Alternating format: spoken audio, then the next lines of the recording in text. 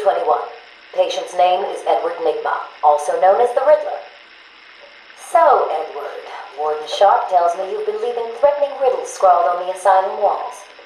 Again. One would have to be severely paranoid to read threats into harmless riddles, Dr. Young.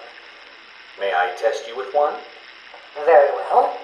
What is it that walks on 4 legs, then 2 legs, and finally 3 legs? A human being. As a baby, it crawls on 4 legs. As an adult, it walks on 2. And in later years, it uses a cane. Good try. But the answer to all 3 is a baby. True, it crawls on all 4s, but cut off its legs and it can only wiggle on 2 limbs. Give it a crutch, it can hobble around on 3. You see?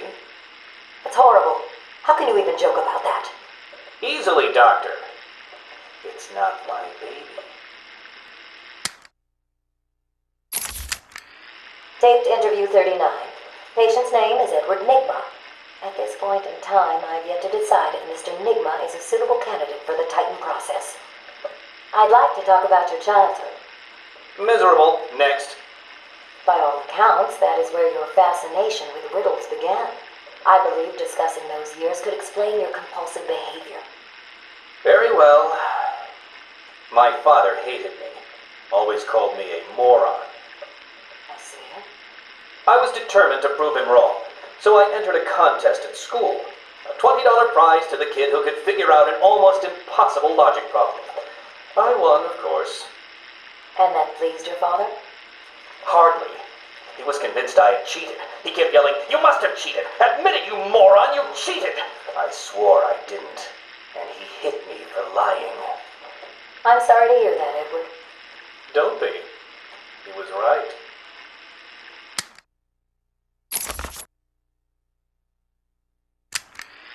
Patient interview 44. This is yet another interview with Edward Nigma. I have yet to make up my mind whether he's a genius or just deluded. Whichever one he is, just being in his company is both irritating and exhausting. Hello, Miss Young. You look tired. Anything you need my help with? No, thank you, Edward. I am here to help you. We all are. Forgive my arrogance, Doctor, but if you think I need your help, well, you're in the right place. Let's look at it a different way. Throughout your career, you have specialized in bizarre traps and convoluted clues that more often than not result in the death of the unfortunate participants. And if the citizens of Gotham were smarter, my games would be merely an amusing diversion. Instead of death traps. You really should be thanking me. Weeding out the ignorant, the stupid, the useless. But don't worry, I'm sure you would survive. What a lovely photo on your desk, Doctor. Your family? Mother, perhaps. Put that down. Get out. Guards! Let's discuss your obsession with Batman. Hardly an obsession, Miss Young. I simply feel an obligation to expose him. You know who he is? More important, I know what he is. What do you mean? It's obvious. The mask, the weapons, the scare tactics. He's a criminal. No different than Joker, Two-Face, or myself. Most people consider him a hero. Most people are idiots. They can't see Batman for the villain he is. Riddle me this. How did he get his car and his gadgets? I don't... With money stolen from the criminals he defeats. Why does Gordon turn a blind eye to his antics? Batman bribes him. The answers are right in front of your stupid, gawking face. Edward, please, calm down. Wake up, Gotham! No sane, law-abiding man does those things. No one's that selfless. Batman is as vile as they come. Security! Security! This is my final interview with Edward. I have gone as far as I can. I can no longer tolerate his mood swings and tantrums. I have more important work to be getting on with. He will be transferred to Dr. Whistler's care as of next week.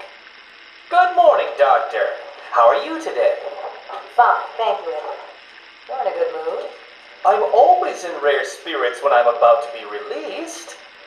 Edward, you know you don't come up for parole for another 3 years. First thing I'll do is have dinner at that Italian place on 19th Street. Seriously, Edward. I only hope Joker hasn't completely trashed the city. Oh well, I'm sure I'll find out soon enough. Wait. Have you been in contact with the Joker? He escaped Arkham weeks ago.